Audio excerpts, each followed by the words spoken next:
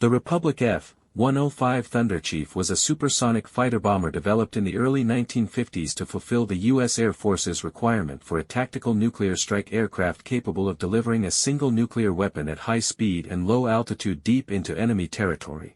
Designed by Alexander Kartveli, it was the largest single-engine combat aircraft ever built at the time and incorporated innovative features such as an internal bomb bay designed to carry a nuclear device, variable inlet ramps to optimize airflow into the engine at supersonic speeds, and a unique forward-hinged canopy for pilot egress. Powered by the powerful Pratt & Whitney J75 P-19W turbojet engine producing 26,500 pounds of thrust with water injection and afterburner, the F-105 could exceed Mach 2 at altitude and had a combat radius of roughly 780 miles without aerial refueling. The aircraft measured 64 feet 4 inches in length with a wingspan of 34 feet 11 inches and stood over 19 feet tall, giving it an imposing presence on the ramp.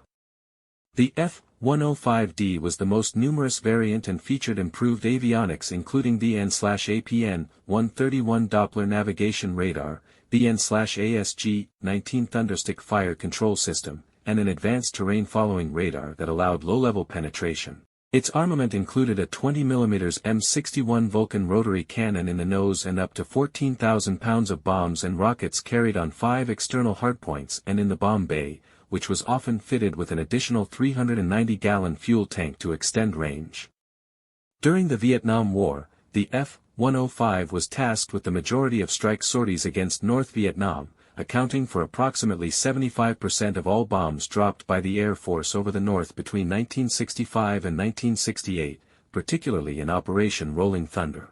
F-105 pilots faced ferocious air defenses including radar-guided SA-2 guideline surface-to-air missiles and dense anti-aircraft artillery belts.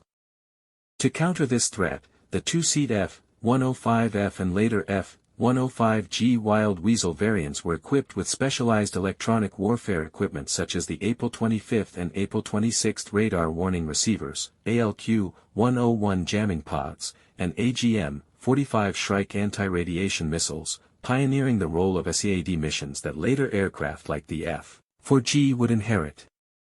Despite its primary design as a bomber, the Thunderchief did achieve aerial victories, including MiG-17 and MiG-21 kills, though it was less suited for dogfighting than the more agile F-4 Phantom II. Compared to the Phantom, which carried radar-guided and infrared-guided air-to-air missiles and had a crew of 2 for better workload management, the F-105 relied heavily on its speed and low-level penetration to survive. In service, it proved capable of sustaining severe damage and returning crews to base, though more than 380 F-105s were lost in combat, mostly to ground fire and SAMs. Production of the Thunderchief concluded in 1964 after nearly 800 units were built. Although replaced by the F-4 in most frontline roles, the F-105 continued to fly Wild Weasel missions until its final combat sorties in 1970.